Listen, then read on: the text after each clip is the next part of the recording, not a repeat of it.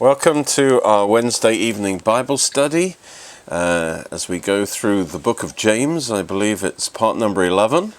We're probably heading for a finale at around 13 or 14 parts. And praise God, we're going to have a Q&A after this. So again, you can send emails to the Oxford Bible Church at gmail.com.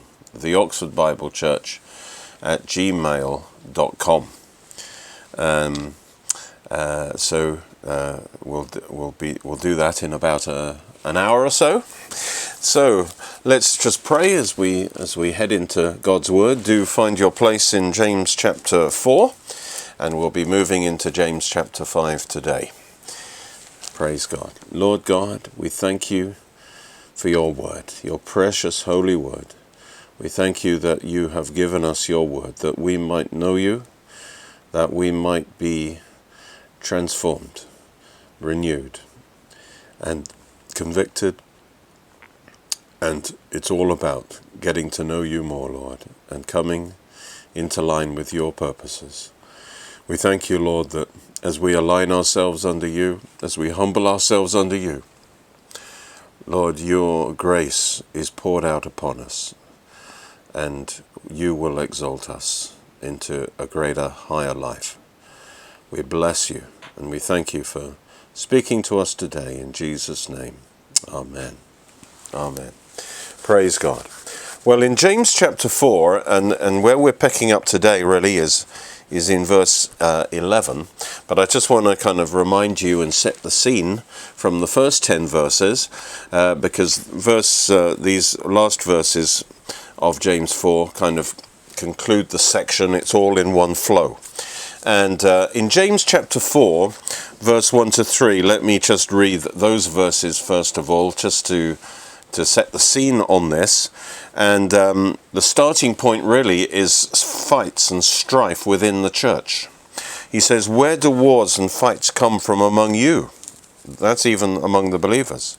"Do they not come from your desires for pleasure, that war in your members? You lust and you do not have, you murder and covet and cannot obtain.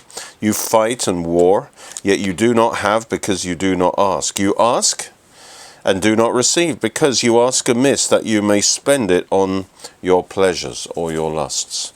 And here we have James talking about Christians who are fighting, and he is explaining that at the root of this is that they are walking in pride. And he talks about the attitude of their heart. Really, in these first 10 verses, he's dealing with their heart attitude. And he's calling them to repent of their pride and their self-willed pride. And that is generating really the problems in the churches, because they're all moving in pride, and they're all fighting for what they want and asserting themselves, rather than submitting to God's, rather than humbling themselves under God.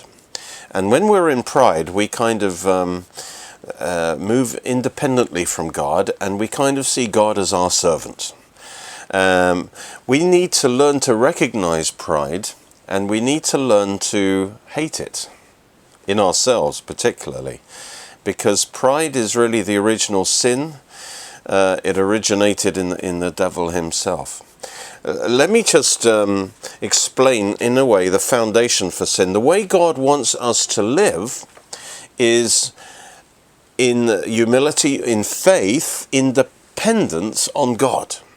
We are not meant to own ourselves or be in control. Ultimately, we are to live in depending on God, and that's what it means to live by faith, trusting in God, not in ourselves, not as the ones in charge ourselves. And so there's two reasons why we disconnect from God and live independently from God, which is the essence of sin. And I call them the deadly twins of pride and insecurity. Pride and insecurity. Now, the way insecurity works is where we do not trust in God's goodness, that God will provide for us, that God loves us. And because God isn't going to provide for us, so we believe, we feel we have to move out on our own. We've got to look after ourselves. We've got to look after number one, because if we don't, no one else will. And that includes God. And so out of insecurity, and that's, even though Adam and Eve were totally provided for, the devil managed to feed through his sly insinuations that God isn't really for them. And as a result, they became insecure, and they felt, well, they needed to take charge themselves. So one force is insecurity. The other force is pride, and in a way that's worse, because pride is not just that I feel insecure, so I've got to grab it for myself, grab the power, grab whatever for myself to secure myself. Pride is, I don't want to depend on God. I want to be my own man. I want to be in control. I don't want to have to depend on God. I want to be my own God. And that's what happened with Satan. As Lucifer, he had all the blessing of God. He was probably the highest angel, the most admired angel, and yet that wasn't enough for him, because he wanted to be a God himself. And so that is the essence of pride, independence of God. And James was kind of speaking strongly against the believers here, because he calls them, they were friends of the world. They were what we might call worldly. They were like the world. Now, there's two aspects of that. One is the world is governed by their lusts. They're governed by the lust of the eyes and the lust of the flesh, and that's because they're trying to secure themselves through the things, through power, through whatever they can get hold of. That's the basis of their life. But also, the attitude of the world is pride and independence from God. And so what you see in the world is people who act as, even if they say they believe there might be a God, they act as if there is no God. See, when you act as if there's no God, you believe you're in charge of yourself. You own yourself. And then God, just if you do believe in him, he's there for you. He's your servant. So if something goes wrong in your life, well, why did God allow that to happen? You see, you're talking as if, actually, a humble person will, as we're going to see, will realize that God created me. I owe nothing to God. He owes me nothing. Every breath that I have, every second that I have is by his grace. And who am I to talk to God like that and say, well, what? Come on, God, what? You haven't done this for me. You haven't done that for me. And that attitude is the world's attitude. It's pride. It's independent. It's as if God is there for my needs. And so James is rebuking that, and he's saying you must humble yourself. So, for example, in verse 6 he says, God resists the proud and gives grace to the humble. And this actual word resist means God sets himself against, as in a battle. He says, if you were in pride, actually, he said earlier, you are at enmity with God. You have positioned yourself as God's enemy. You've aligned with Satan and his way of thinking, and you have put yourself in direct opposition with God. And therefore God, although he's gracious, you are, by your own choice, in opposition with God, and he sets himself in opposition to you. He resists the proud. And so it won't go well with you. All right? And even if you have a measure of success, you won't be able to enjoy it. But he gives grace to the humble. And so if you will humble yourself under God, if you will admit that God is your owner, and God owns everything, and everything you have is from God, then you position yourself to receive his grace. And then he says, submit to God, resist the devil, resist pride. And it says, draw near to God, and he will draw near to you by his grace. And then finally in verse 10, he wraps up by saying, humble yourself in the sight of the Lord, and he will lift you up. Praise God. And so all of this passage from verse 1 to 10, James has been talking about the heart attitude, because your whole life proceeds out of your heart. If your heart is wrong, your life will be wrong. And the fundamental attitude of the heart is humility. That's what's necessary. But pride is something that is so subtle that we often we can see it in others. it's not so easy to see it in ourselves. And I believe I'm learning to recognize it in myself more and more, because we need to, the key to everything really is to humble ourselves under God, trust in him, deal with our pride and insecurity so that we are able to totally trust in him and rest in him and allow his grace to flow in our lives, and his grace will lift us up. To trust in him, we have to abandon our pride, our self-dependency, our desire to be the one in control, and to allow God and to trust God that what he gives us will be wonderful and sufficient for us, that we don't have to fight for ourselves, because God is going to provide for us. And so this has been dealing with the heart attitude against the spirit of the world, which is pride, which was coming in the church, causing contention.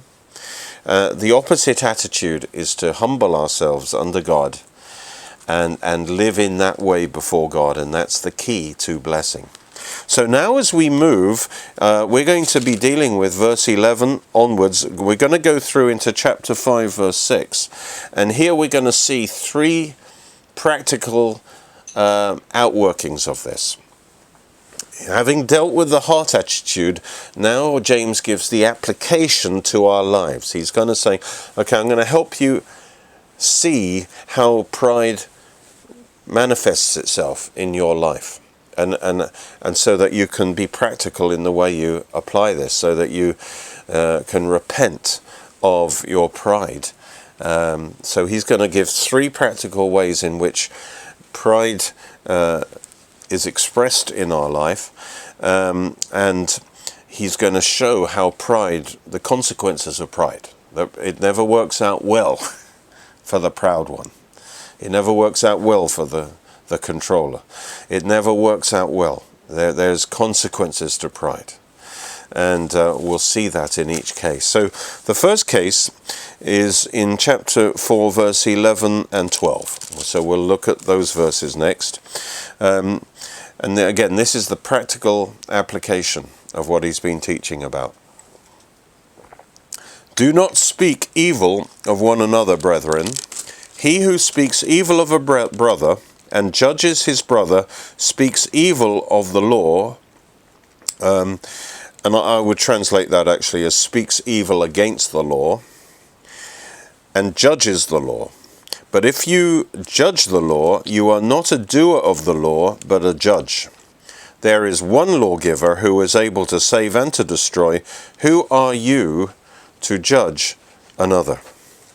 And whenever he says brethren, if you remember in verse 11, do not speak evil of one another, brethren, that's usually to signify he's moving into a new section of the thing. And remember, the original problem at the start of James 4 was the strife in the church. Everyone's in it for themselves and what they can get, and they're fighting each other in those ways. And of course, Christians don't actually go around killing one another, but they fight each other with their words.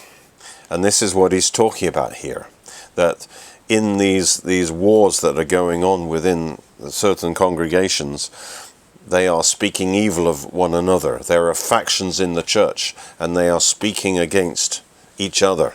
They are slandering each other. They are diminishing the other one who is against what they are wanting. And so he is showing that this is a manifestation of pride. Okay, there's the people who are doing this. So he says, do not speak evil of one another. And so this is the slander and gossip. This is somebody trying to destroy somebody's reputation, or, in subtle ways, make them less than what they are. And again, slander comes back to the devil. I think, in fact, the word devil actually means slanderer. Okay, that's what he does. He slanders the brethren. And so when somebody gives their mouth to slander and gossip, they're actually doing the devil's business. When Satan originally fell, you can read about it in Ezekiel. He went around, once he sinned in his heart, and then he went around the angels slandering God, and basically saying, if you come with me, I will give you positions, and I will give you, God's got you kind of keeping you down. If you follow me, I'll give you greater positions. I'll fulfill your potential. And God isn't interested in you. He just wants you to serve him. So as a result, he went round slandering, and he managed to gather a third of the angels with him in rebellion against God. So that's the origin of. So before you think, that's the thing you should do, you're actually siding in with the devil. You might think that this person deserves this public slandering, but we're going to see that is not your ministry. That is not your job. Okay? Now, he says, do not speak evil of one another, brethren. He who speaks evil of a brother and judges his brother, okay? And again, this person is taking the position that really only belongs to God. Ultimately, and James is going to say this, only God is the rightful judge. He's the creator. Only God knows the secrets of men's hearts. We can't know men's motives, okay? And so this person wants to be the judge, and then and part of the judge's job is to execute judgment and punishment. So this person is judging and also punishing this other person, and the way they punish them is by destroying their reputation, by working against them and diminishing them and doing what they can to destroy them. In a Christian way, of course, through gossip or whatever. And so he says he's going to warn them that they're actually usurping God's role. It's only God and God alone who is the final judge. And remember, Jesus said in Matthew 7:1, judge not lest you be judged. If you in your pride become the judge of other people, then you will find yourself being judged. And so James emphasizes how serious this is. He says, he who speaks evil of a brother and judges his brother, and his reason is to promote his own interests, to make himself look good, to make himself look better than this other brother. James says he speaks evil of the law. I think it's better, it's probably is a better translation to say he speaks evil against the law. Okay? Now, the law, let me remind you what the law says. In James 2:8, okay, earlier in the book of James, James made it clear, and he's primarily the law is summarized by the law of love. So James 2:8 says, if you really fulfill the royal law according to the scripture, you will love your neighbor as yourself. That's Leviticus 19:18. You do well. So this is the royal law, if you like. You love your neighbor as yourself. And so Jesus put it this way, do unto others as you would have them do to you. Okay? And so you want to ask, the way I'm talking about this person, Would I be happy if they were if somebody talked about me in that way? Do unto others as you would have them do unto you.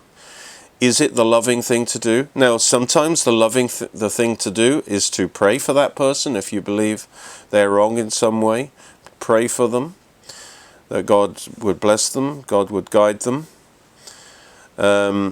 Sometimes it might be appropriate to confront them privately, but it's not the loving thing to do to just spread rumors about them, gossip about them, slander them. Okay? Because you, as the judge, have decided it's your role to punish them. And so he is speaking evil against the law. His speaking of evil is against the law. That's the first point James is making. His evil speaking is doing exactly the opposite of what the law says, which is to love your neighbour. Even the neighbour that upsets you, you should still love them. You should act in their best interests. All right? And so you're acting directly against the law. You yourself now have become a law breaker. That's the first thing James says. He speaks evil against the law. And then he goes further and he says, actually, he judges the law. Now, this is a step further. He is revealing the pride that's involved. Because, in essence, he's saying, I know that God says that I should love this person, and I should do everything I can to bless that person and bring that person into blessing, but I know better than God. God doesn't really, that doesn't work. What that person needs is for me to apply punishment to him. And so God says, respond in love, but my way is better. And so what is he doing? He's actually not just coming against the brother, he's actually rejecting God's law. And he is putting himself above the law as a higher judge. And that's why it says he judges the law. He's saying, this law of love, it doesn't apply to me. I need to go by a different law. In fact, I need to be the judge. And so what he's doing is he's putting himself above the law. And of course, James is pointing out the stinking pride here. Not just over the brother, but over God and his law. And he thinks he knows better, and he's putting himself above the law. He's becoming the law, and he's becoming the judge. He's usurping God's role. And so he is essentially saying, taking matters into his own hands and saying, God, I'm not going to do it your way. I've got a better way. What feels right to me is better, and what I feel like doing is slandering and speaking the truth about this person. And we're going to see that will put you into trouble with God. He goes on in verse 12 and points out there is only one lawgiver who is able to save and destroy. Verse 12, there is only one lawgiver who is able to save and destroy, and there is only one judge. Oh, sorry, I haven't finished verse 11. But if you speak evil of the law and you judge the law, but if you judge the law, you are not a doer of the law, but a judge. So notice what this person has done is, rather than him being humbly under God's law and walking in love, because that is his submission to God, whether he feels like doing it or not, he now has said, no, I'm above the law. I am now putting myself as the judge. And so this is pride. This is one example of pride. Pride, as in the devil's case, pride manifested in slander. So when somebody is speaking evil like that, they are manifesting the spirit of pride. And They are not a doer of the law, they're breaking the law, and they're even a judge. And now he says there is one lawgiver and one judge. In other words, it's God who made the law. And so if there's one lawgiver, then it's not for you to make up your own law. Oh, well, the law says love my neighbor, but I've got my own law as to how we deal with people like that. And so I become the lawgiver. And I become the judge, the one who executes the law and applies the punishment. I hope you can see James is showing how evil and how proud this person is. There is only one lawgiver. In other words, if you start playing that role, you are usurping God's place, who is able to save and to destroy. And this is a warning now. God is, as the lawgiver and the judge, he's the one who can save. He's the one that can show mercy. And he will show mercy to the humble, as we've seen. If you humble and if you show mercy, then that qualifies you to receive mercy and to receive wholeness. But God is also able to destroy. So if you get in pride, then God will set himself against you, as we've seen. He resists the proud. And so this destroy here, if it's a believer, it probably means, but nevertheless, this person can't be blessed, and their life will suffer destruction because of their pride. They will bring destruction upon themselves. God is the one. You are out there trying to destroy another person, another brother, by your words. But it's actually God. You are putting yourself in position where you will be destroyed, where your life will come to nothing because of that. So he's trying to put the fear of God in them, you might say. Realize there is only one lawgiver, there's only one judge, and that's God.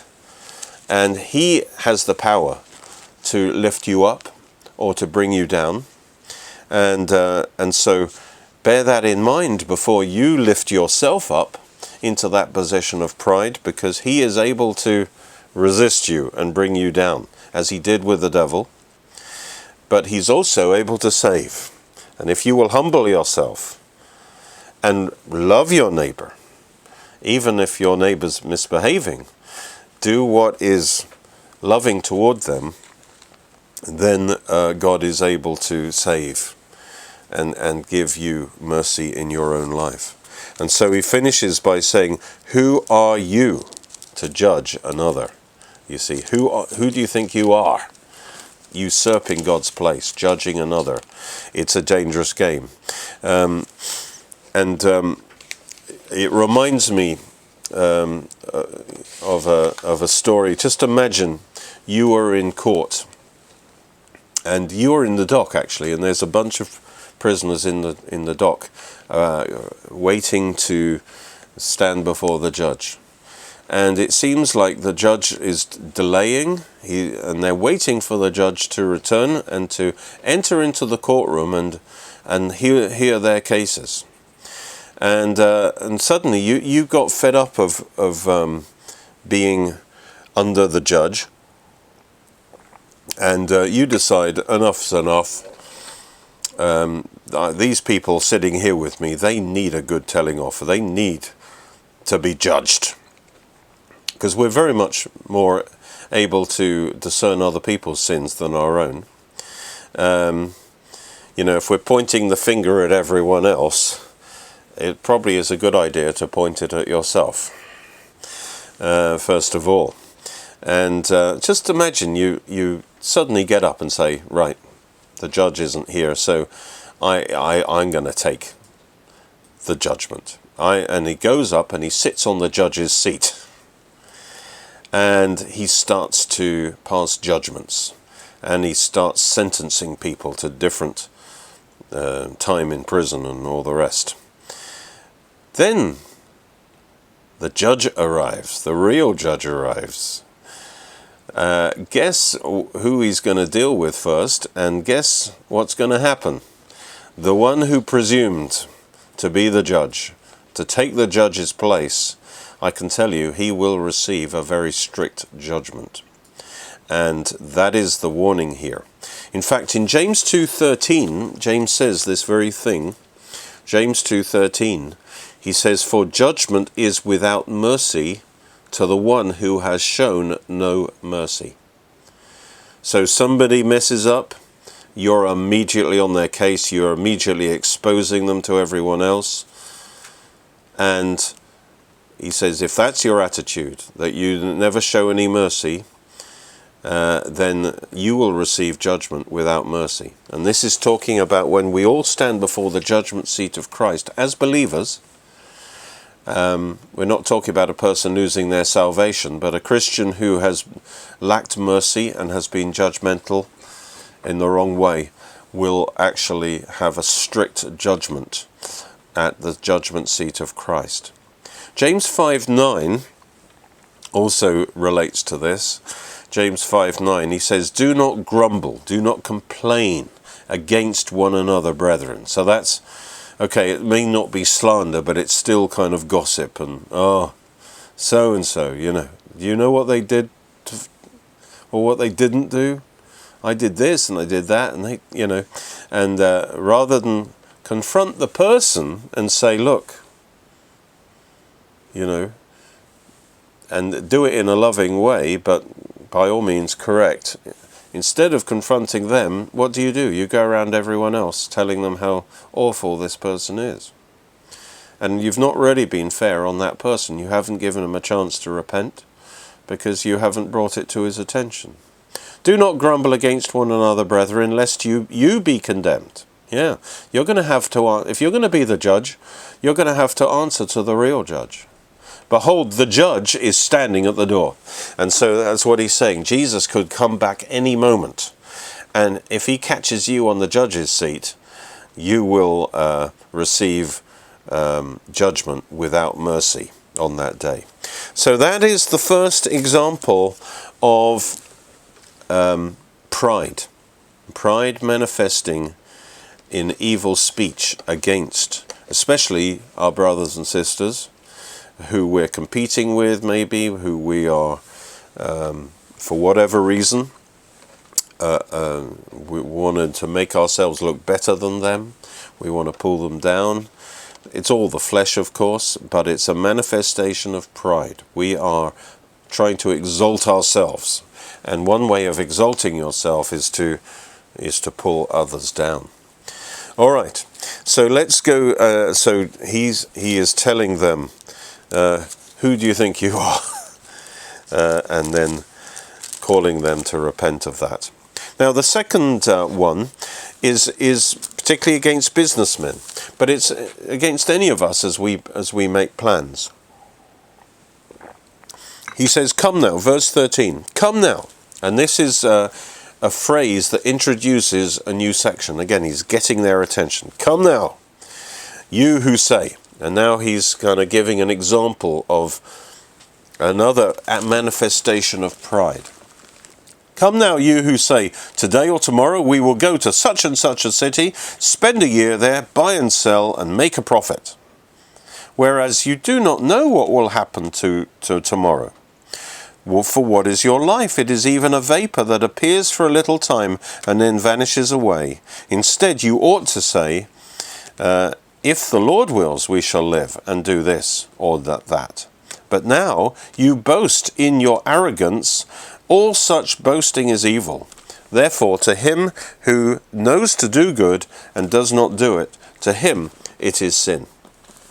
And now he is talking about people. Now, I should say it's not wrong to plan, all right? But our plans should always be contingent on the will of God. All right, we should make our plans in the presence of God, seeking God, asking God for wisdom, and making our plans in the presence of God, and always be willing to change our plans as God directs.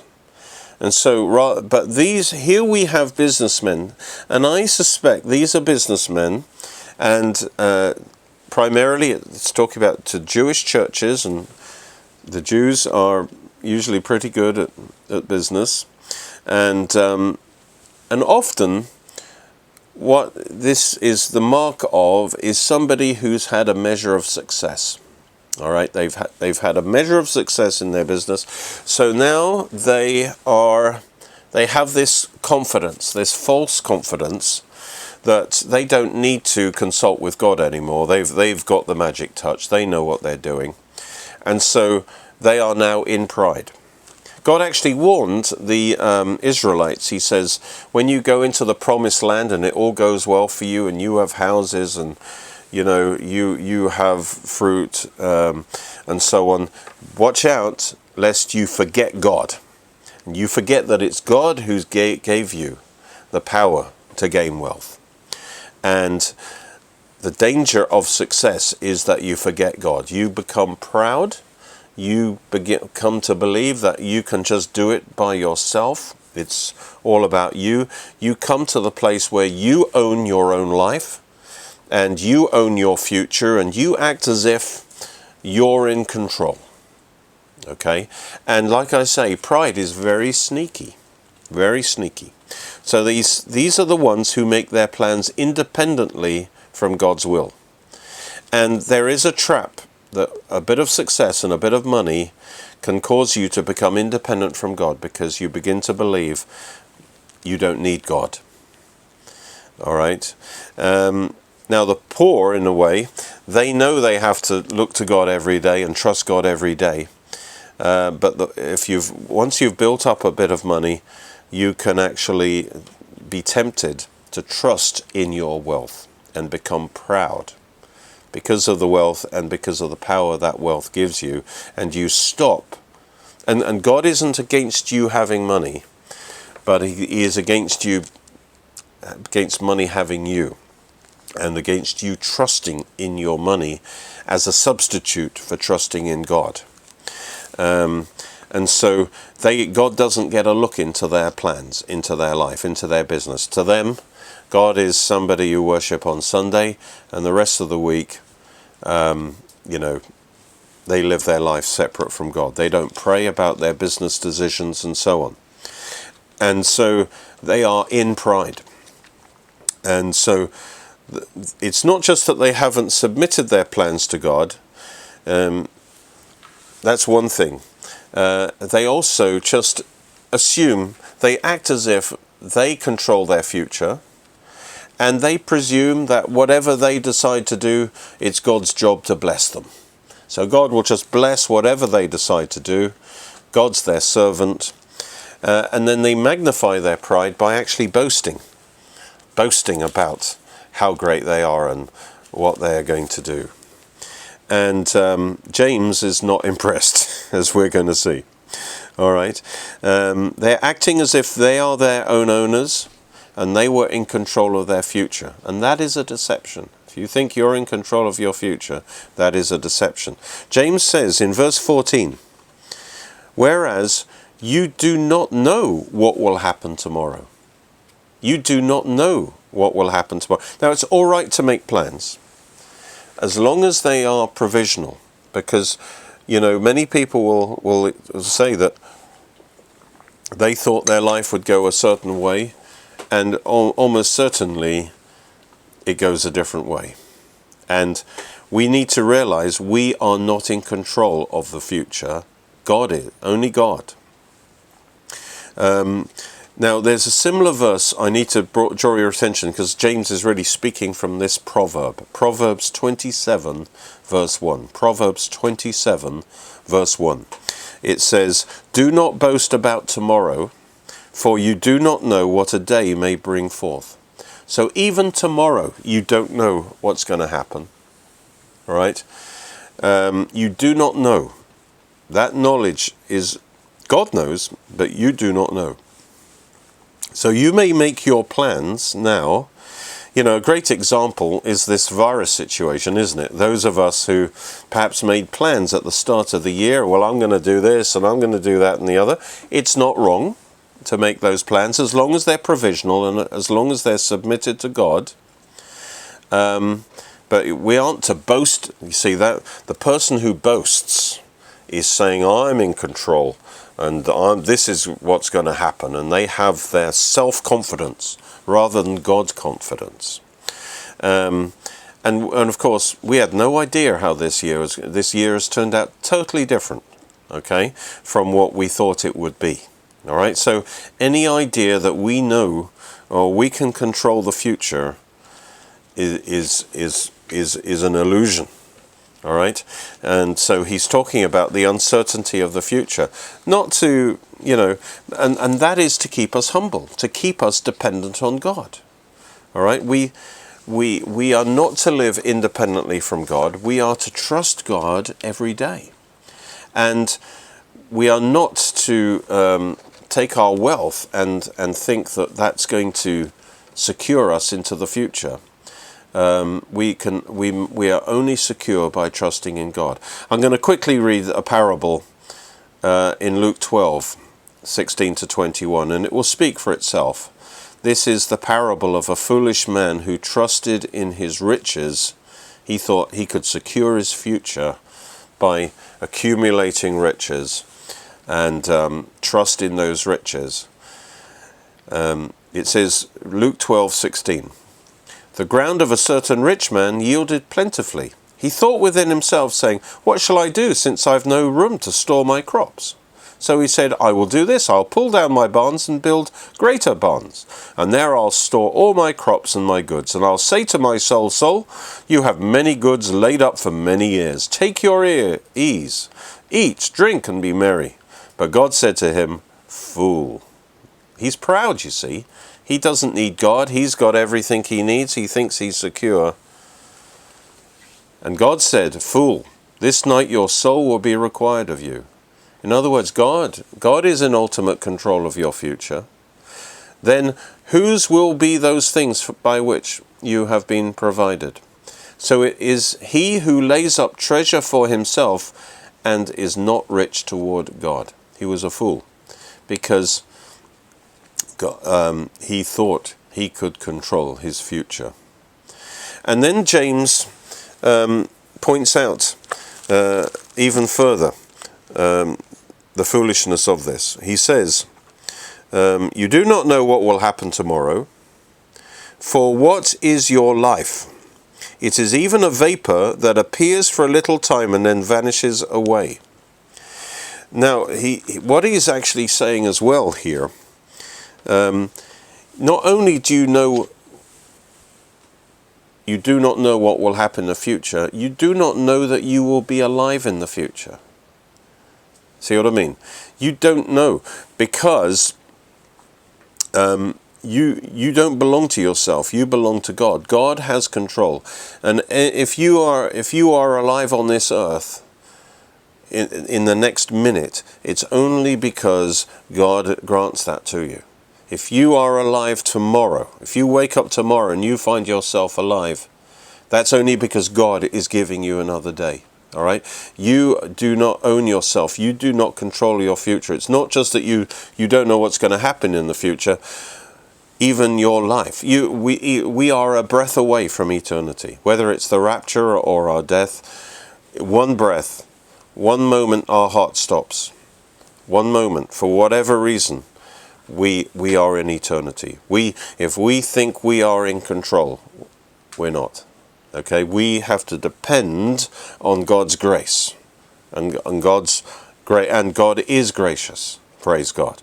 But notice he says, and again, this isn't, on the surface very encouraging, but it says, your life is like a vapor that appears for a little time and then vanishes away. And the picture is, imagine a very cold day, which is easy to do in this country, and you breathe out, and there is that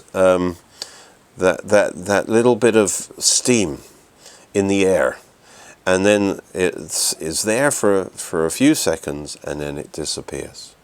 And that's what James is saying. Now, I believe he is applying it to this proud person who's doing everything himself, independently of God. And Jesus said, apart from me, you can do nothing.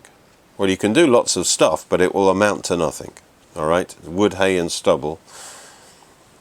what Jesus is saying is, your life will be over in a very quick time compared to eternity, and it will disappear. There will be nothing of eternal value that comes out of it. This is the one. This is the consequences of pride. That what you do independently from God is emptiness and has no eternal value. You see, we don't take the stuff that we own into eternity. All we take into eternity is who we are and who God has made us as people. And so as we humble ourselves before God, God can change us and transform us and add worth to us. That's what we take into eternity. That's what we should value the highest. We should build up our treasures in heaven more than our treasures in earth. It's not that God's against us having money, but that our heart is trusting in Him and loving Him. And so he's pointing out that even our life, you cannot be sure. By God's grace, maybe He will grant you many more years, but we are not to presume on God as if we're the owner and we're the controller. He is the ultimate controller. And we need to understand that. Then in verse 15, he says, instead you ought to say, if the Lord wills, we shall live and do this or that. Now this isn't like a formula that you've magic words that you say all the time, you know. But this should express the attitude of our heart when we make plans. All right? That it's all in submission to God's will. And sometimes God may tell us to do something and we start off there, and then our mind kicks in and makes plan, oh, I know, and after that this will happen and that will happen and then that will happen, and we ourselves calculate it, and actually what God's got in mind is something different. And as we obey, then God may show us the next step and then the next step and then the next step. But we must keep, if we don't keep humble under God's will, we will forge ahead with our own plans, we will ignore God, we won't consult God, and we'll end up, although it may have started in God's will, we end up doing our own thing. And so we have to stay constantly subject to God's will, and that's the attitude we should have. If the Lord wills, notice two things. We shall live. In other words, the attitude is we don't even presume that we're alive. Who knows? The Lord may come today, tomorrow, and in the rapture, you know, or for whatever reason, we don't know we'll be alive tomorrow. All right?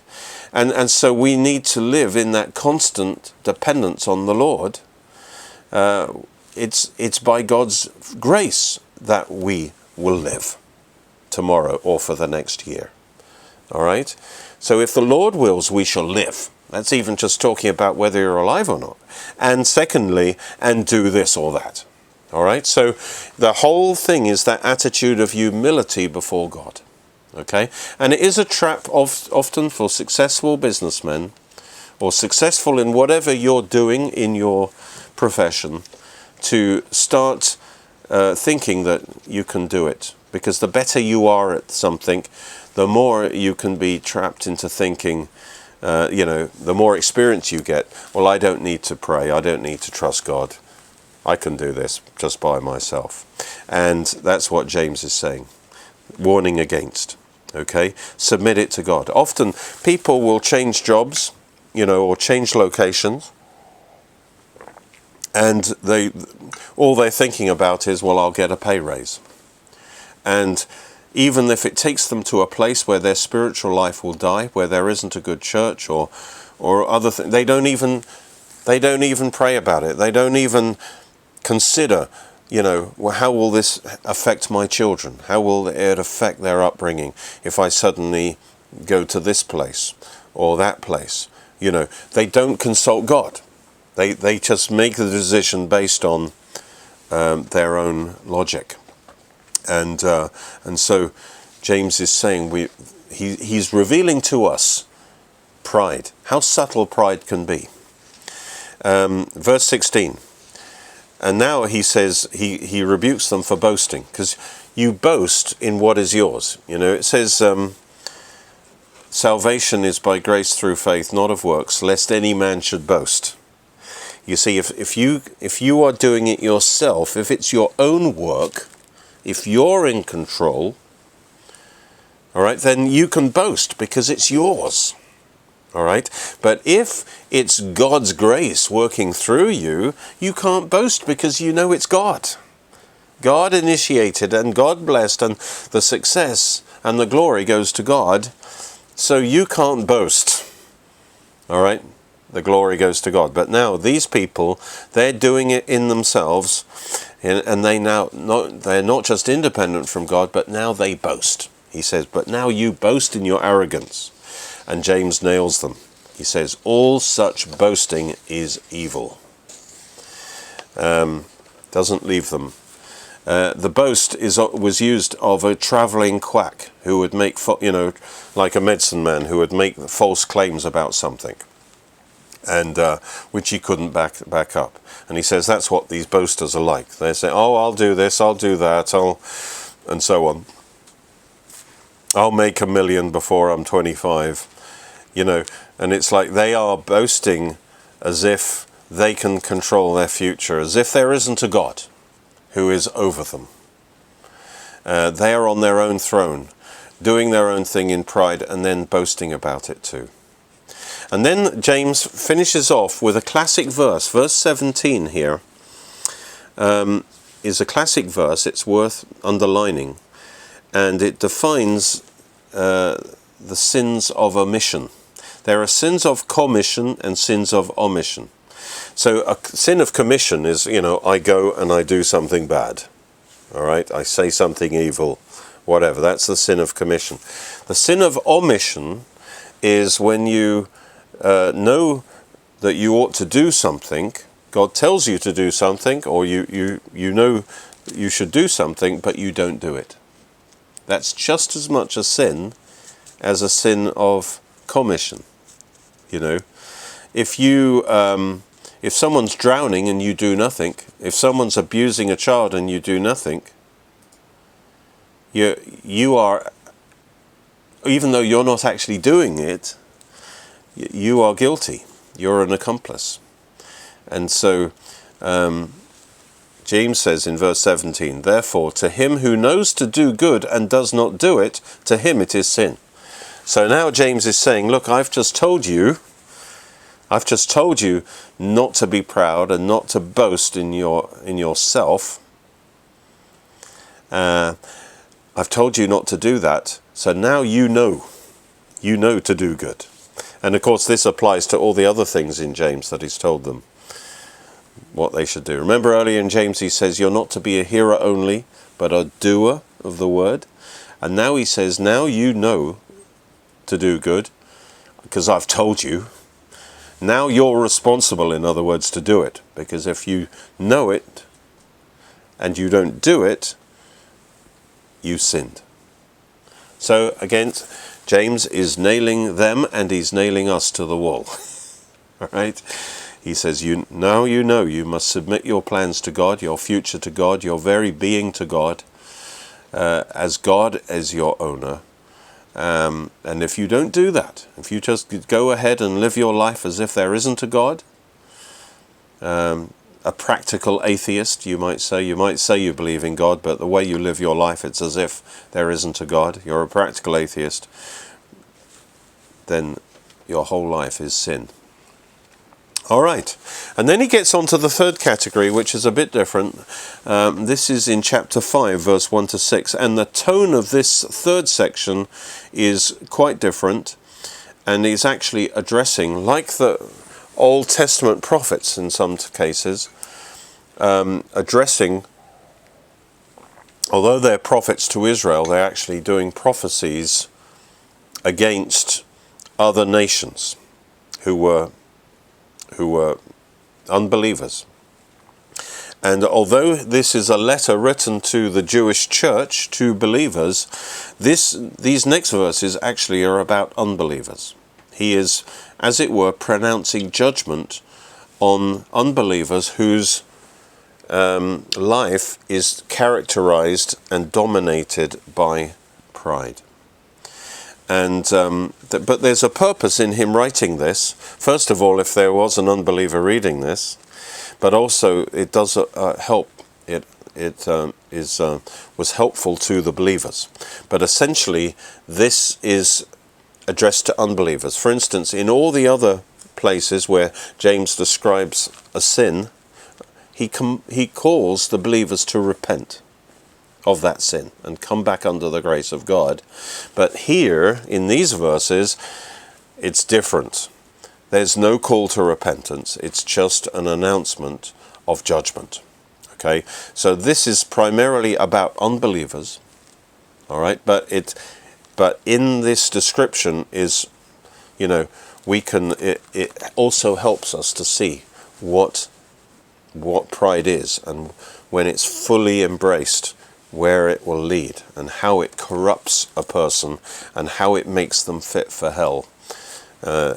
People whose lives are, these unbelievers are totally guilty of this pride. So, in particular, let's have a look at it. It's very strong language. I'd say it's right out of the book of Amos, for instance.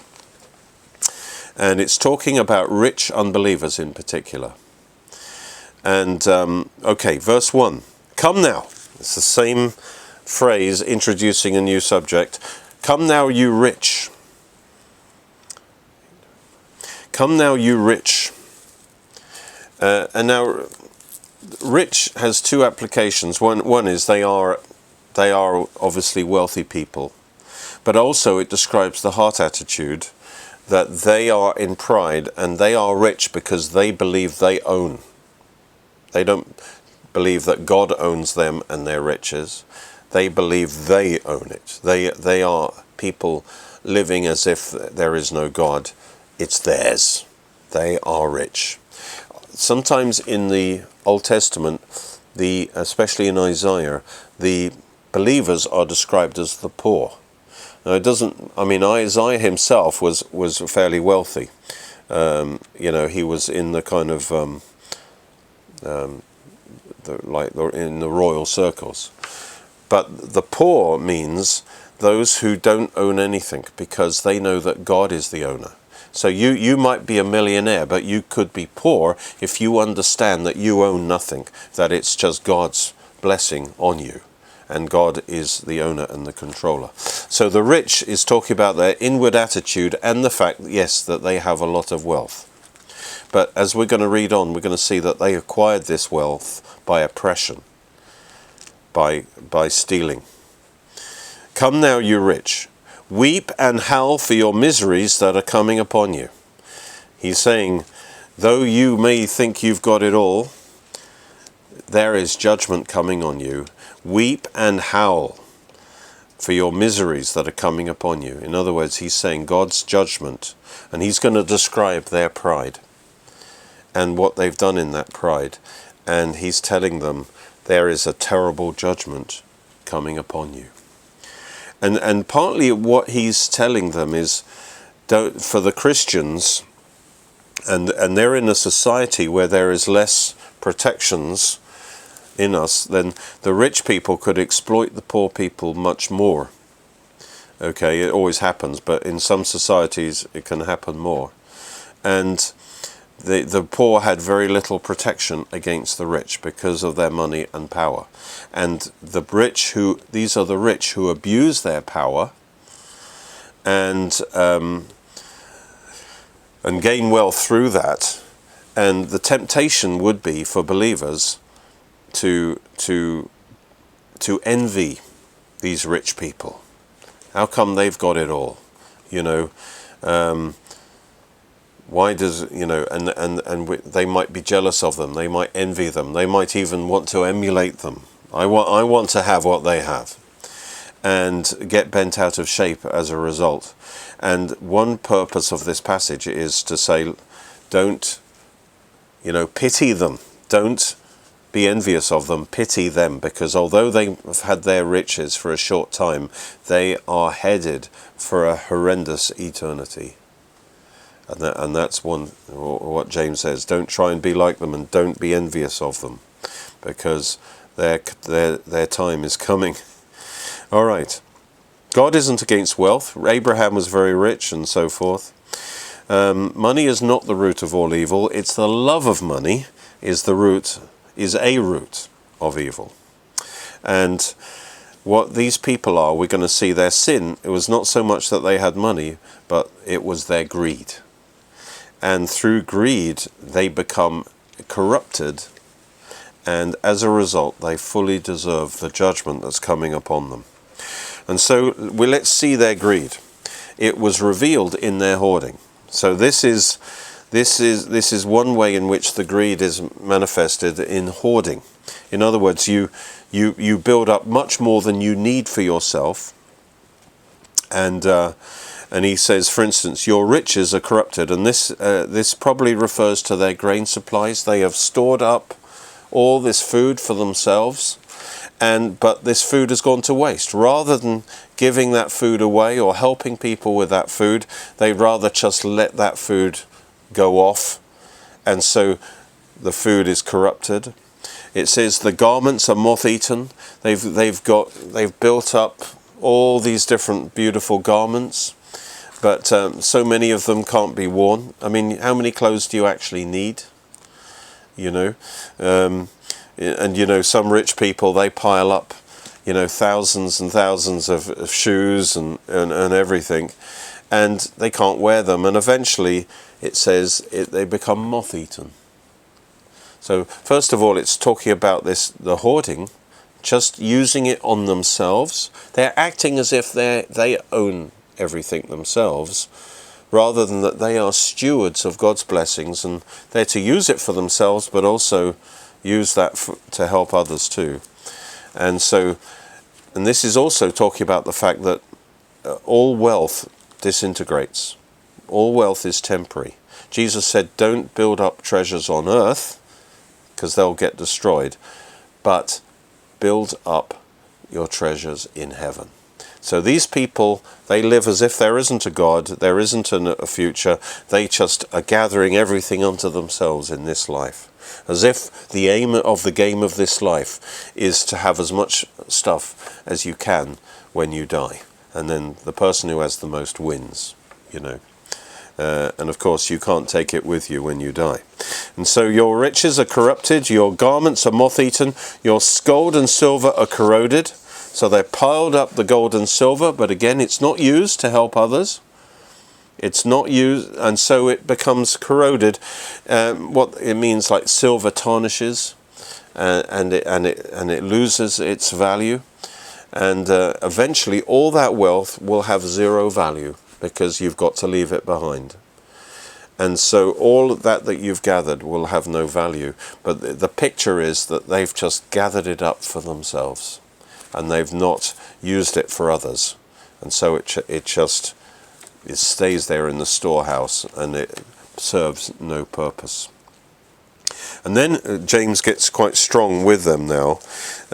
He says, your gold and silver are corroded, and their corrosion will be a witness against you and will eat your flesh like fire. And he says the very fact that they've become tarnished, it will be a witness against you on Judgment Day, because you haven't used your money to help others. You haven't. Instead, it's just hoarded up, and it's become tarnished, and that will be a witness against you. And then it will eat your flesh like fire. And this is this is describing hell. And he's talking about that tarnishing. This is a picture of sin. Just as the gold is tarnished, so they've become corrupted. They have lost their value, and they are only worthy to be thrown into God's dustbin, which is the lake of fire. And he says that your sin will, as it were, you'll be just food for the fire. It says it will eat your flesh like fire. And so your sin will cause you to be consumed by fire on that day. Then he says, you have heaped up treasure in the last days. And what's that saying is, look, you are living in the last days. and we're living in the last days right now. What does that mean? It means that this life isn't going to go on forever. Anytime soon, Jesus will return. And we're going to move into eternity. And instead of living for that eternal future, because they have a total lack of faith in God, they are just focused on this life and getting as much stuff as they can. And James is saying, you're foolish. You've heaped up treasure for yourself in the last days. And he's saying your days are short. Your days are about to run out. You're about to go into eternity. You're in your last days. And yet all you can focus on is this life and heaping up treasure for yourself. He's actually describing unbelievers, but sometimes believers can act in that way. And then he describes why they are so guilty. He says, indeed, the wages of the labourers who mowed your fields or reaped your fields, which you kept back by fraud, cry out, and the cries of the reapers have reached the ears of the Lord of Sabaoth. And so these rich people, although it's plainly in the law of God, in Deuteronomy 24, 14 and 15, it says you must not withhold the wages of a hired servant. And it's very, very strict. And he says, well, let me just read those two verses. Deuteronomy 24, verse 14 and 15. You shall not oppress a hired servant who is poor and needy, whether one of your brethren or one of the strangers who is in your land within your gates. Each day you shall give him his wages, and not let the sun go down on it, for he is poor and has his heart on it, lest he cry out against you to the Lord, and it be a sin to you. He says and the rich people could technically not pay their laborers. There's nothing the laborer could do, all right, in the law court, all right. Be very hard for him to actually do anything. So the rich man who's just greedy treats those laborers as if they're totally unimportant, steals their wages for them, or doesn't give them their proper wages, and as a result they build their wealth on that. And God, he is saying, God notices, and he says this laborer is going to cry out against you to God, and God will hear their cry. Notice it says first of all it says the wages cry out.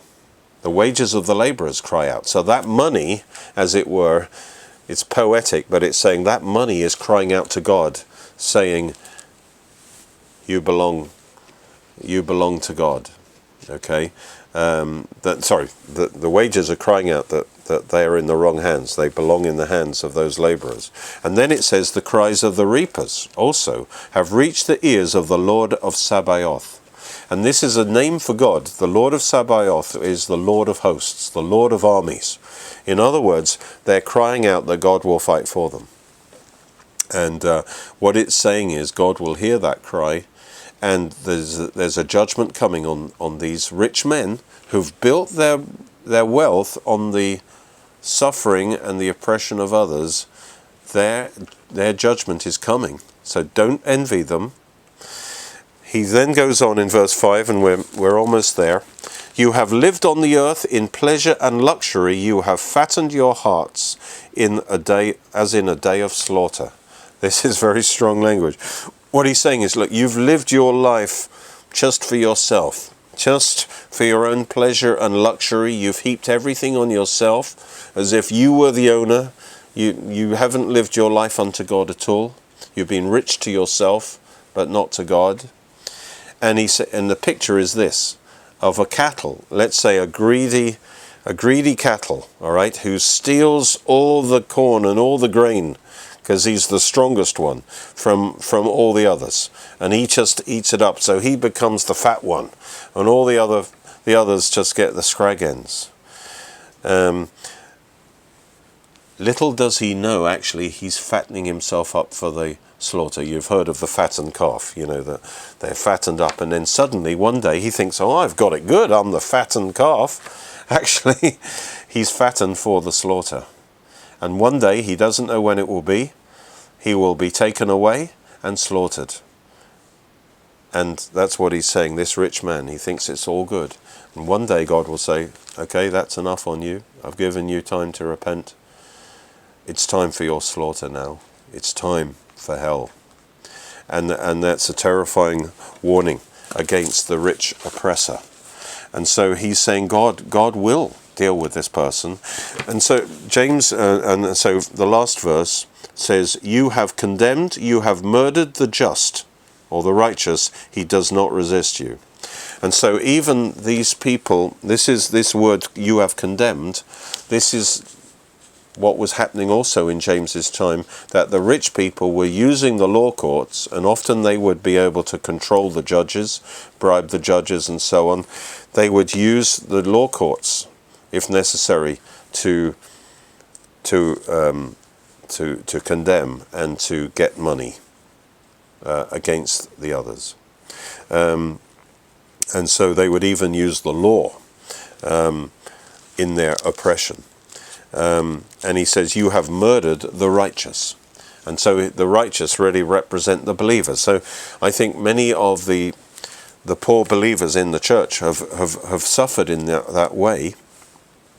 And he says, you have, now they probably didn't literally murder them, but he's really saying, you've hated them, you counted them as nothing, they did not matter, and you have destroyed their lives through using your power to extract as much money out of them as you can. And though they are righteous, he does not resist you. Number one, in a way, he can't. As a poor man, he couldn't resist this rich oppressor. He doesn't resist you. But also, it also says that when you are being treated evilly like this, Jesus says, do not return evil for evil. Do not act in an evil way. Do not resist the evil man. In other words, yes, we submit to the authorities, but we are not to take revenge on those who oppress us or those who persecute us. We're not to take revenge. It might feel tempting to do that, but we are not to do it. Vengeance is mine, says the Lord. So we call on God to defend us, and God will vindicate, and God will fight, and God will judge that evil oppressor. That's what he's saying. And so notice there's no call for repentance. What James is describing is the unbeliever, the unsaved man, who is completely consumed by his greed and his pride and his independence from God. He's become corrupted by his love for money, his desire to be independent from God, to be the one in power, to be the one with control. And he's kind of an extreme case. This is what pride is like. This is what pride will do to you. It'll make you ugly. It will make you evil. It will make you fit for God's rubbish tip. And so these are strong words. And he's saying, again, we must hate pride, especially in ourselves, because that's what it will do to you. It will make you like the devil. It'll make you like that evil oppressor who is so consumed by that sin that in a way they are fully deserving of hell. But he says, don't be jealous, don't be envious of that man, because God hears the cries of those he has oppressed. Feel sorry for him, feel pity for him, because his future is something terrible. But again, all of these things are illustrations of this very important principle, that if we humble ourselves, we will receive more grace and will be exalted. If we're proud, if we exalt ourselves, then we will be humbled. God will resist us, and it will not go well for us, either in this life and certainly when we stand before God in the judgment. So plenty of motivations there to humble ourselves before God, submit ourselves to God, and trust ourselves into God's hands, and trust our future into God's hands, and let him lead us day by day into our future. He knows much better than we do what his plan. He has an exact plan for your future. And as you trust him, you won't necessarily know how it's going to work out, but you just trust him, and he will, as you humble yourself before him, he will exalt you, and he will bring forth your best future. Amen. Well, God bless you. We'll stop our Bible study there. I will now just go to the emails. Remember, you can email the Oxford Bible Church at gmail.com. I've got 3 here, but maybe there'll be 1 or 2 more.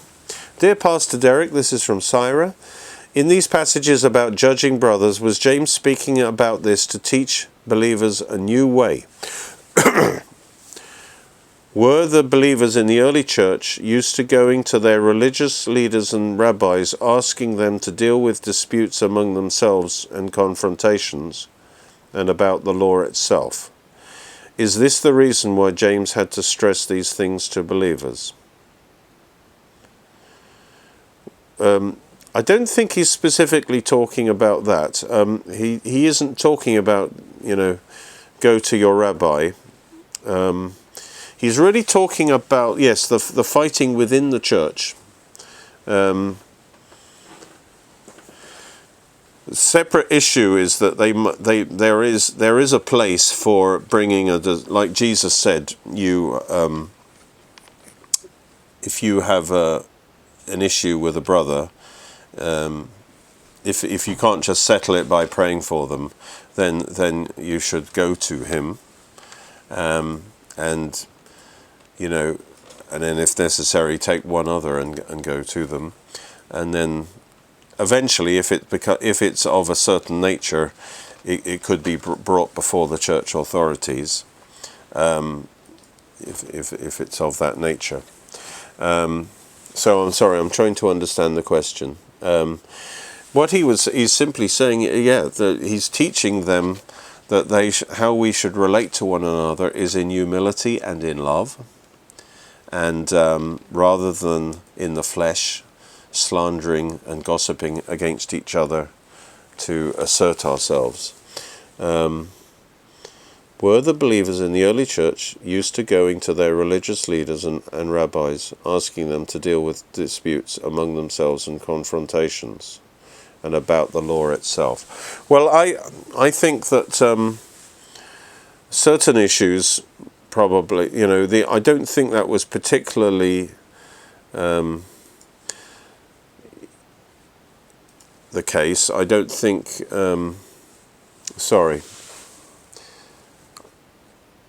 were the believers in the early church used to going to their religious leaders and rabbis, asking them to deal with disputes among themselves? Well, hopefully most believers are mature enough to deal with their own issues with people. That would be the idea. And it should only really go to a church leader if it's reached a serious point and they haven't dealt with it. Is this the reason why James had to stress? Well, the reason he had to stress them is that they weren't dealing with it properly themselves. They were reacting in the flesh against each other. They were fighting each other. There's no mention particularly of church leaders in this situation. What I'm speaking about are religious places of arbitration. Was James trying to move early church believers away from this type of thinking and making them realize we have a greater judge than man, God?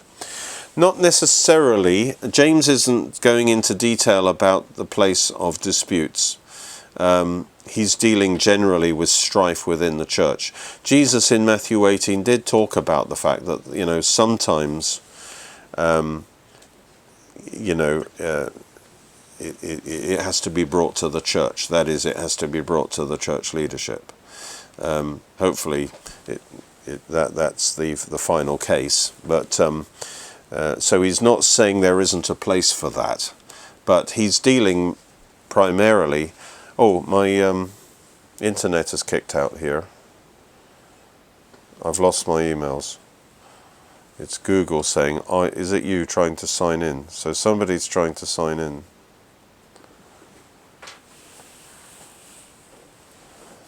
Can you deal with that? Somebody's tried to sign in, I guess. Thank you.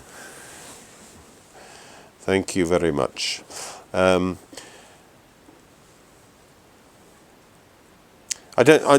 James is not really addressing the issue of the church leaders, the role of the church leaders at all here. There is a role for church leaders in some disputes, obviously, especially when it starts to affect the life of the church. But he's just talking about the basic bad behavior between members of churches when they're moving in the flesh, when they're moving in pride, not just dealing with things in love and humility, and causing factions in the church. There is a place, Jesus talked about it, there is a place for church discipline. There is a place for church leaders to arbitrate in certain issues.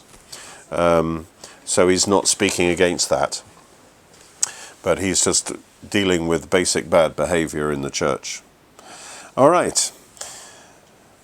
We've got one here from Marcus, sorry. Good evening from Marcus. Do you believe that we will all love each other equally in eternity, or will we have particular affection for some people as we do on earth? Well, there's an interesting one. Well, we will love perfectly in eternity, but that doesn't necessarily mean that we won't have particularly close relationships to some people more than others. I don't see a problem with that. That's how it is in this life. Jesus himself had people like the 12 that were closer than, and even within the 12 he had the 3. So it's not sinful for you to have some friends that are closer to you than other friends. So I don't think there's a contradiction. We will love everyone perfectly, but we may well have closer relationships with some more than others. Also, if Satan is the father of all lies, and presumably his fallen angels are the same, how do they coordinate with one another enough to deceive humans? Surely there must be some level of truth-telling in this endeavor. Yes, I mean, basically the motivation is fear. All right, so Satan is the father of lies, and so he has lied. He lied to the original angels, and his basic lie is evolution, by the way. He said to them, God hasn't the right to rule over you because we're all evolved beings. Even God himself is an evolved being. That's why we can be like Elohim. And if you follow me, you'll be much better off. So he lied to them. But it doesn't mean that everything he says is a lie. Okay, it doesn't say that. He's the father of all lies. So the whole thing of lying and deception started with Lucifer. Started with Satan. But doesn't mean that everything him and the demons say are lies. In fact, and certainly, it describes the hierarchy in the kingdom of darkness, principalities, powers, rulers in the high places and so on. There's this hierarchy like an army, if you like. They're under authority and they're all under Satan's authority, and they're governed by fear. And so they're not going to lie to their superior, because they're out of fear. And so, yes, there is an organization, and they will... so it doesn't mean that everything they say is a lie, no. You do come up with some interesting thoughts, Marcus. So yes, there is some level of truth-telling, yes. And of course, somebody who always lies, you've got to understand the dangerous liar, like Satan is he doesn't just obviously lie. A counterfeit note, if it was totally different, would not be a challenge, would it? It's a counterfeit note looks pretty much like the real thing. And so the way Satan lies is not with an obvious blooper, all right? It's kind of like having a steak with a little bit of poison on it. So there'll be a lot of truth in there, a lot of good. That's why you fall for it, but there's also that little bit of poison, so that when you eat it, it kills you. So of course there is truth, but there's that little bit of poison. That's how Satan works. He's got to disguise it so that it looks like the truth. See, Satan works under a cloak of righteousness. It says the devil presents himself as an angel of light, and the darkness can be subtle. If you don't know the Word of God, you won't spot the poison that's dressed up in the truth. So he doesn't speak plain lie. It's the lie that's planted within the truth. Okay, and that's why we must have that discernment to spot that. Just because it sounds positive, just because it sounds good, it may be building up your pride, and it may not be from God. So you have to learn to taste. You need to know the Word. If you know the Word well, you will be able to recognize the counterfeit. That's how people in banks, by the way, become expert at recognizing counterfeit notes. It's by studying the real thing. And they know the real £5 note, £20 note so well that they can quickly spot the counterfeit. Even though to the ordinary viewer, they look pretty much the same. All right, next one. We have John here, Chris and John. Thank you, Pastor, for tonight's study.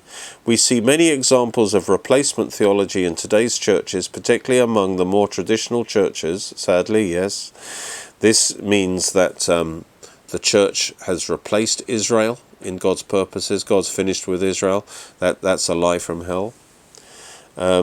He says, particularly in their negative statements, views, opinions on Israel, either directly or by their lack of understanding of God's promises, covenant promises to Israel. Yes, God promised certain things through Abraham, Isaac and Jacob to Israel, and they were unconditional, everlasting covenants, and that they guarantee Israel's future and Israel's salvation and Israel's destiny and blessing.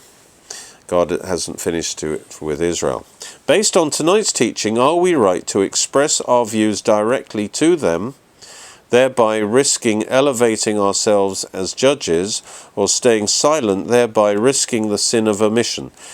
Do you have any guidance? Many thanks, John. Yeah, now, when you do talk about the issue of judgment, it brings up many things that go beyond what James said. I mean, like I said, James is talking about, slandering people in the congregation and so on. Of course, we have to judge. One of the things we do need to judge is doctrine, wrong doctrine. And God may lead you to confront, somebody teaching wrong doctrine. Yes, that you're not out to destroy their character. All right. It says, who are you to judge another man's servant? So the point is, you're not out to judge them, to punish them. You want to help them. You want to bless them. You want to help them into the truth. So, if I can help someone toward the truth, I will do that. But if it becomes clear that, and I might pray for them, if it seems clear they're not receiving what I'm saying, then I'll leave them to God. It's not for me to destroy their character and to run off against them, but it's not wrong to address if somebody is doing wrong, teaching wrong things. I'm not saying that we should stay silent, but what James is really saying is we shouldn't be going around because we're upset with them, for teaching the wrong thing, that now we've taken it upon ourselves that our mission in life is to destroy them and to destroy their reputation and so on. But what I would say, most times we should address the issues without getting personal. Okay? Address the issues without getting personal. Speak the truth. But it's not about character assassination, all right? But by all means address the issues. Yeah. So I think I've covered that. So I see what you're saying. If you stay silent, you might risk the sin of omission. Do you have any guidance? No. Well, it's right to speak the truth, and by all means. But what James is saying, as I say, I really believe, is that he's warning against us taking God's role in terms of being their judge. Ultimately, they're going to have to stand before God and answer for their false teaching. But that doesn't mean you can't speak the truth on that issue and try and help them understand. All right. Kathy Cooper. Hi, Pastor Derek. Thank you for your teaching on Sunday regarding skin color and the Bible verses mentioning one blood. We're all from one race, really. It's not something I've encountered before, and have realized to my shame that having grown up in a white neighborhood in the home counties in the 50s and 60s, I have absorbed racist opinions unconsciously and need to work on correcting this. How do we change the bias in our churches? Every blessing. Well, I think that, I like to think it's just best to be colourblind. It's like Paul said in 2 Corinthians 5. He says, from now on we regard no one according to the flesh. Sometimes you can kind of do like reverse racism in a sense to try and correct the racism gone this way. So now we've got to do the same thing the other way. I don't think that's the answer. I don't think we should treat people on the basis of the colour of their skin at all. So we have to ask the Lord to cleanse our hearts if there's an issue there in our own hearts, obviously. And but basically the way we need to act in our churches is judge people according to the content of their character, as I think one great man said, not according to the colour of their skin. And we've just got to learn to be colourblind. And that's certainly what I hope my approach is. That it just should not be a factor in our relationships.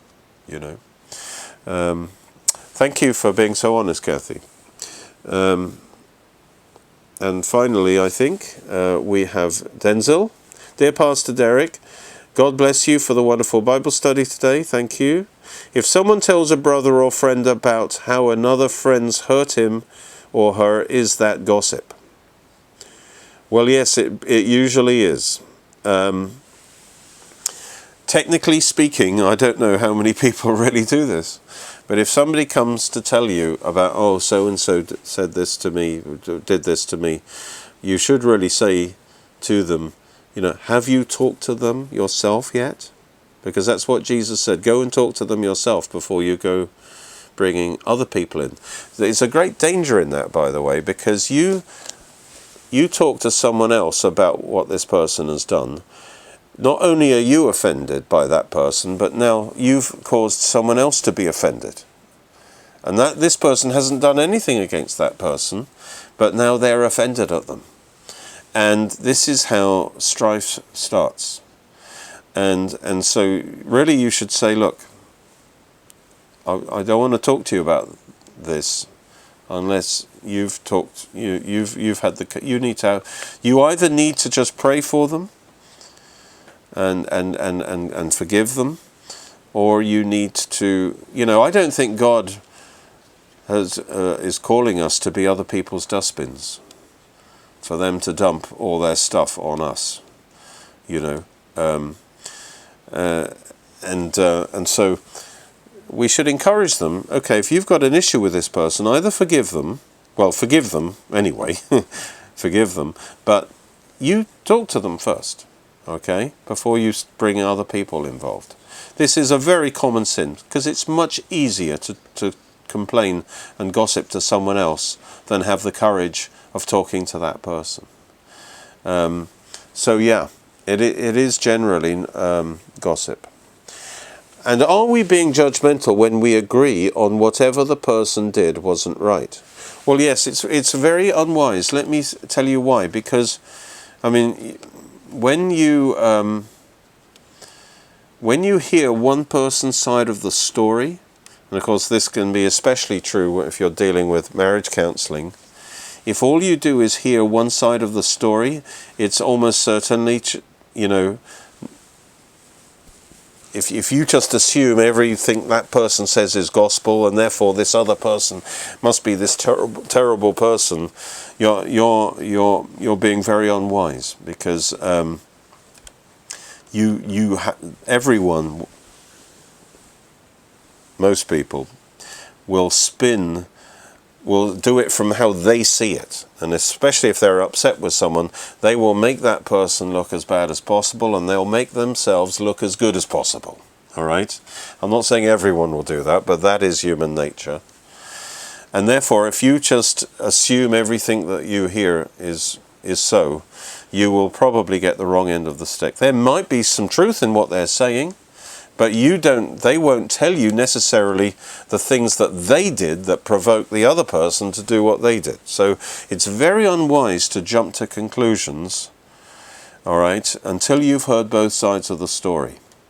It's very unwise, and it is therefore being judgmental, because you are judging without the full possession of the facts. That's why it's very dangerous for us to judge, because the knowledge that we have about certain situations is often very limited, and really only God can be the ultimate judge. All right. Sometimes we're forced to make provisional judgments, but we should only do so once we have heard all the evidence from all sides. In a court case, it just wouldn't be fair, would it? If the prosecution was allowed to say whatever it wants, and every time, but the defense wasn't allowed to say anything, of course you would think the person is guilty, but it just wouldn't be fair. So you do have to be very careful in this way. People will dump their stuff on another, and if you're not careful, you will pick up an offense, and that will poison you. You'll become poisoned, you'll become offended, and that will hurt your relationship with God. So you've got to be very careful, especially when you're dealing with bitter people.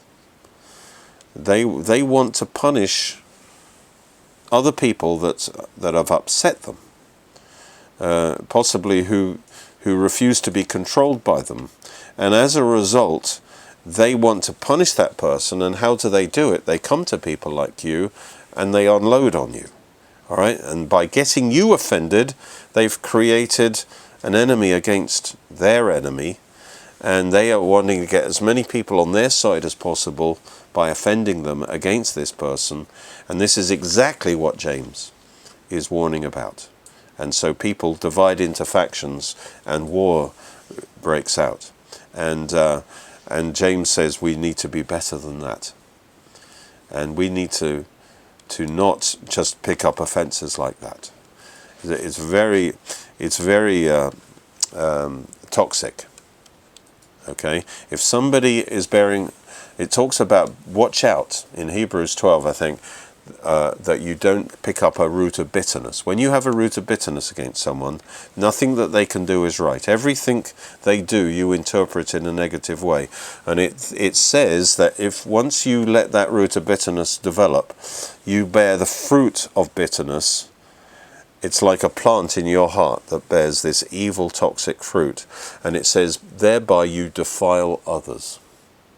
In other words, other people start eating that bitter fruit, and they become bitter. They become offended themselves, and you are spreading evil. And so, yes, that's exactly what James is talking about. Are we being judgmental when we agree on what that person did wasn't right?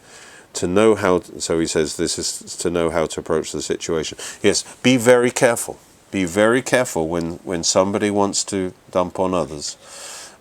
Possibly saying, look, I'm not going to talk to you about this until you've actually talked to them yourself. Have you forgiven them? But don't let them indulge their sin of gossip and slander. If people have genuinely been hurt, or being abused, there are situations where they genuinely need to come to someone else where they can be safe and they can they can share their heart. But as if you are a kind of counselor, you have to be careful not to judge the other person, because remember, you're only hearing one side of the story. So you've got to be very careful not to let yourself be offended. So there are times when somebody really has to share with somebody what's going on, and because it's an abusive relationship, maybe it's almost impossible for that person to talk to the other person, or maybe they've tried and it's just made things worse. I don't know, and they need someone they can talk to, but it isn't for that person to that person has to be very careful not to become embittered themselves. And so yeah. All right. There are tricky issues around these things, but I think we understand what fundamentally James is against, and that is the spreading of slander and gossip. It's the wrong way to respond to situations. Jesus did say, if there is wrong, first you should confront that person personally. Then, if necessary, you need to bring another person in to confront it. And in certain situations, you need to bring it before the authorities. If it's of a criminal matter, it should be brought before the secular authorities, and possibly sometimes before the church authorities. So I don't want to be oversimplistic in talking about this issue of judgment, but what James is really talking about is the common or garden type of church strife, where people are fighting for position and speaking evil of one another and all the rest. Hopefully that has been helpful. God bless you. And we'll see you on Sunday. Remember, it's communion service on Sunday, so have some elements prepared for that. Amen.